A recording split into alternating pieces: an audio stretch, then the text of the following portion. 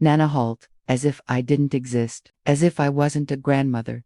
I called Marcus that night. Son, Naomi mentioned at dinner. There was an awkward silence on the other end. Oh yeah, Mom. It's just something small, intimate. You know how Chantel's family is. Very tight-knit. I don't want you to feel bad, but we thought it would be better this way. I hung up, feeling an emptiness in my chest. I didn't feel bad. I felt invisible, but again, I kept silent. Again, I swallowed the humiliation. Again, I pretended I understood. 2 weeks after that call, Marcus showed up at my door looking worried. I need to talk to you about something serious.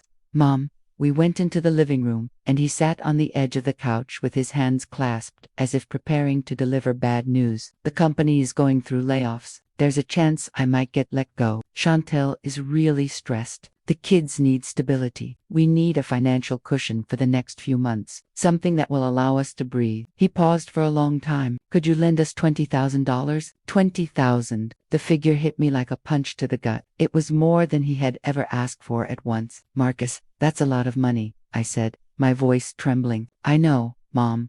Believe me, if I had another option, I wouldn't ask you, but you're the only person we can trust. You're our safety net. Please. His eyes had that scared little boy look that always melted me, and once again, I gave in. I transferred the $20,000 on a Tuesday morning. I remember that day perfectly because I had to go to the bank in person to authorize such a large amount. The teller, a young woman with rectangular glasses, asked me 3 times if I was sure. It's from my family, I said. She nodded with a professional smile, but her eyes said something else. I had seen that look before, that mixture of pity and silent judgment reserved for older women who seemed too naive. I signed the papers without further hesitation because at that moment I still believed I was saving my son from a real crisis. I still believed the money was a temporary bridge to better times. I still believed in the word family. Marcus called me that afternoon, his voice full of relief. Thank you, Mafta. You don't know the weight you've taken off my shoulders. I promise this is temporary. In 6 months, I'll pay you back in full.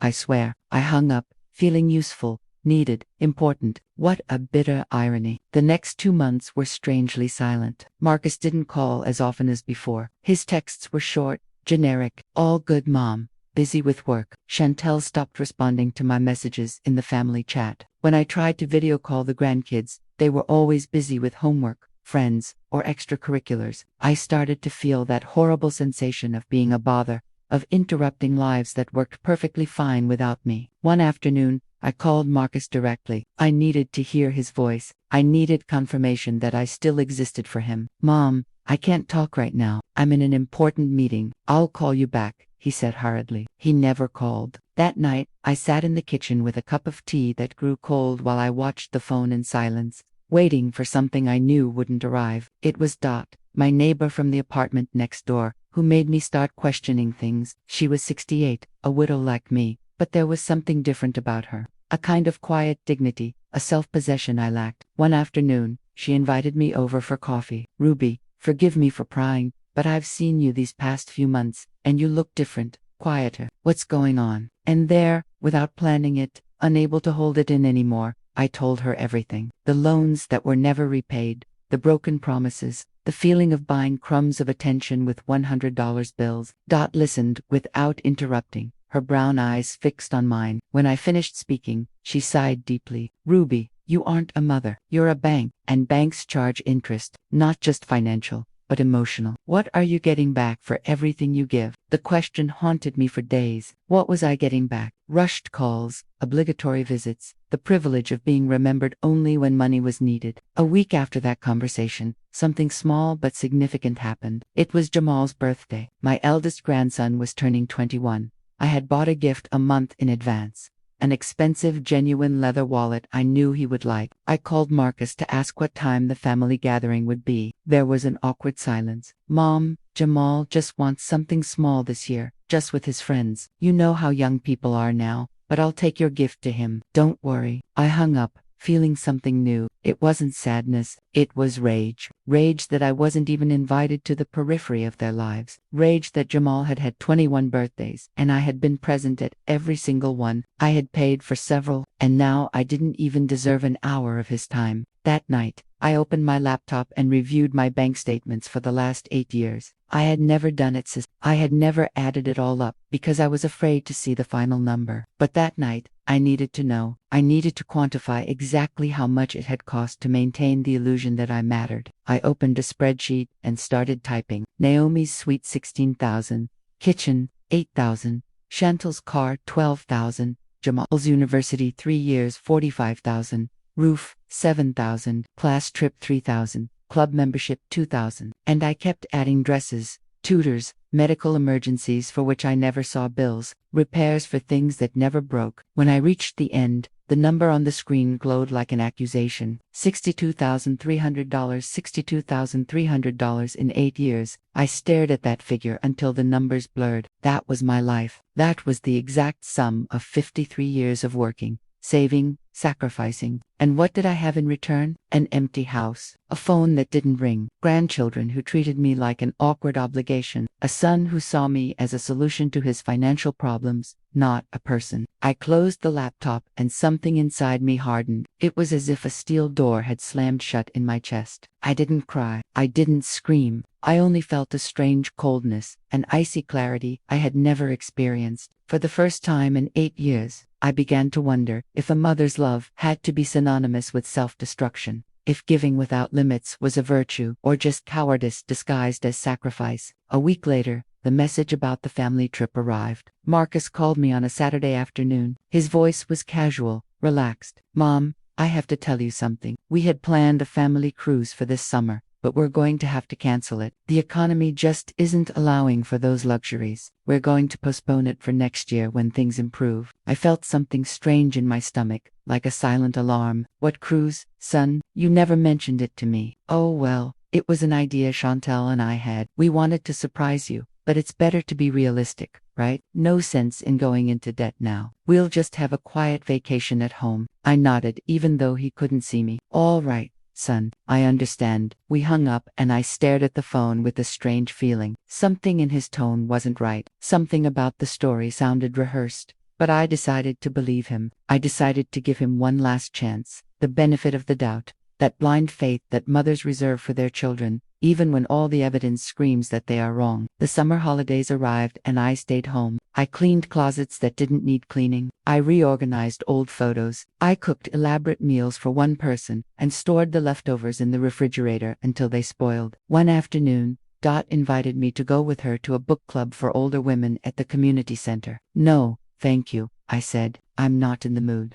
She looked at me with that brutal frankness that only good friends allow themselves. "Ruby, are you waiting for your phone to ring? You're living in pause. That's not life. It's just existing."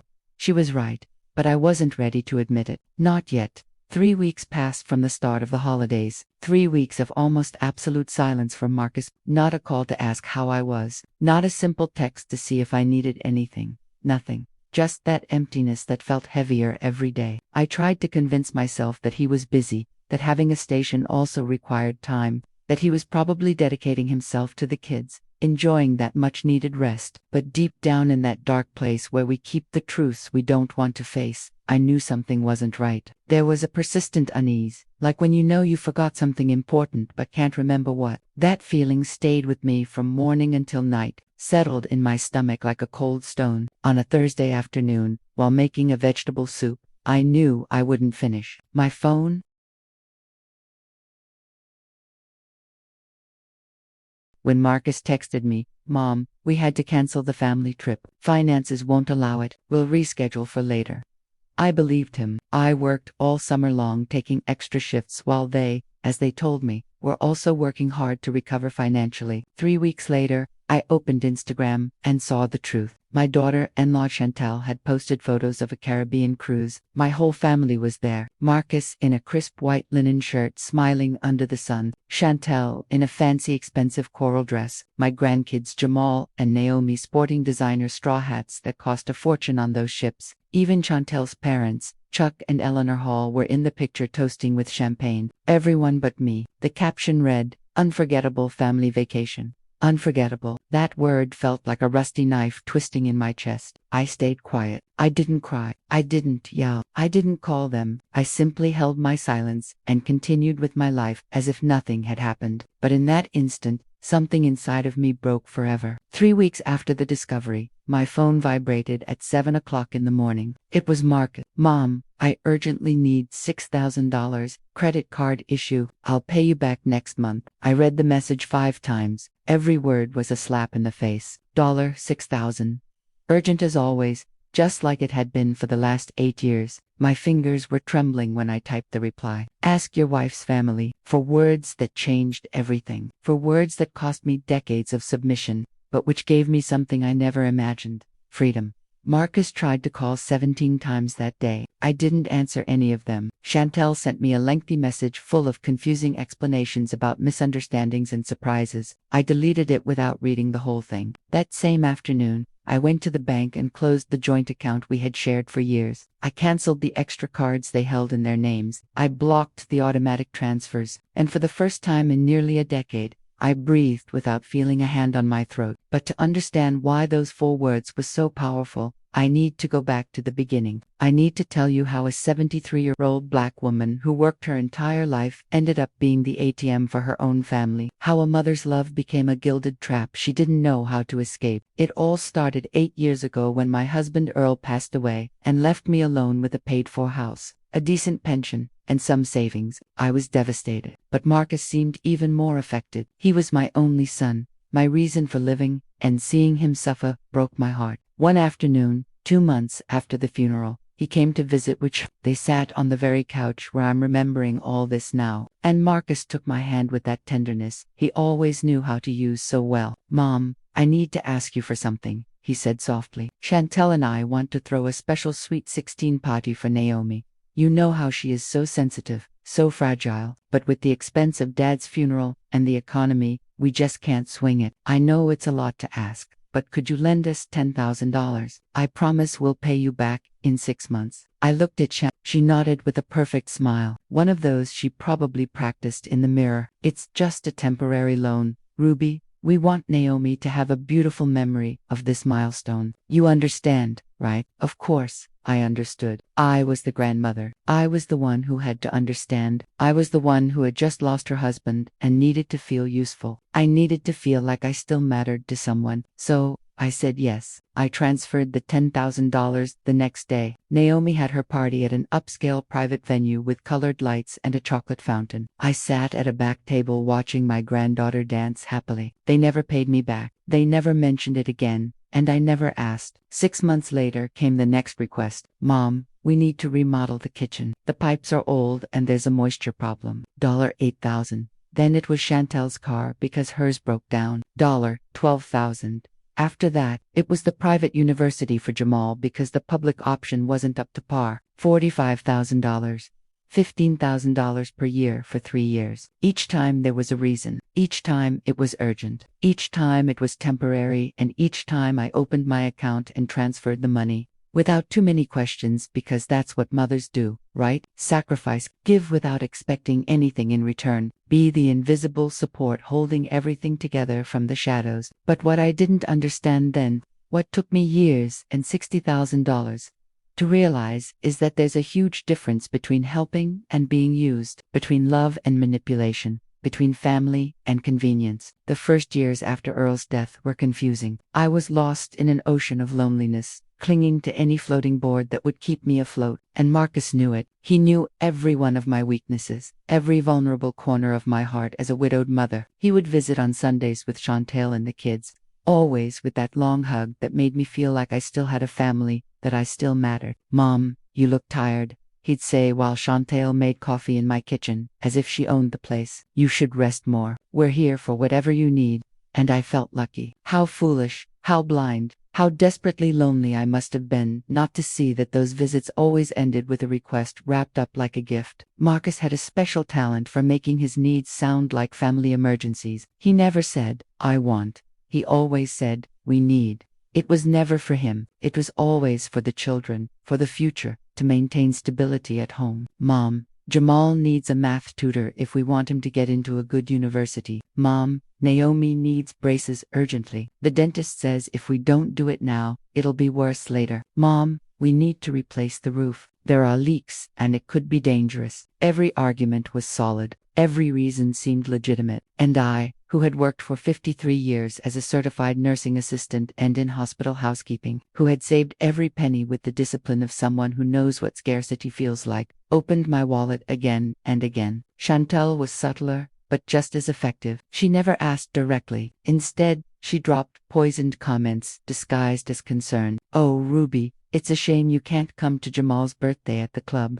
But I understand those places are a little too formal for you. It's a pity Naomi can't go on the class trip to Europe with her friends. But hey, not all kids have the same opportunities." And I, feeling guilty for having money while my grandchildren supposedly lacked something, ended up offering help that was never directly requested, but was clearly expected. $3,000 for the trip, $2,000 for the club membership, $100 for Naomi's green graduation dress. Small financial bleedings that added up formed a river of money flowing in only one direction. There were signs I ignored, small alarms I turned off because recognizing them would have meant admitting something to painful. Like that time I drove past their house and saw a brand new SUV in the driveway. A shiny Carentier model with chrome rims reflecting the sun. When I asked Marcus, he said it was borrowed from a friend. 2 months later, I saw Chantal driving it. Or when Naomi posted photos of a weekend at a beach resort. And I mentally calculated that trip must have cost at least $4,000 just 1 month after Mafta told me they were struggling with cash flow. But I stayed silent. I swallowed my doubts. I convinced myself that I was misinterpreting things, that I was just a suspicious old lady, and that if I questioned too much, I would lose the only family connection I had left. The truth is, I was afraid of being completely alone, afraid that if I stopped giving, they would stop coming, afraid of becoming a forgotten old woman in an empty house, waiting for calls that would never come. So, I kept being the generous mother, the involved grandmother, the one who always had an envelope of cash when needed. I settled for the crumbs of attention they threw my way. A 10-minute phone call every week, a monthly visit that lasted less than an hour, photos of my grandchildren I saw on social media because they never sent them to me directly. And I smiled and said everything was fine, that it was enough, that I understood they were busy. But inside something was withering. A part of me was dying of emotional hunger while my bank account was draining. The breaking point began to form 6 months before the cruise. Although I didn't know it at the time, Chantal organized a family dinner to celebrate her parents' wedding anniversary. I found out by chance when Naomi mentioned something in a quick FaceTime call. "Grandma, I can't talk long. We're getting ready for Grandpa and Nana Holt's party." I felt a sharp pain in my stomach. Grandpa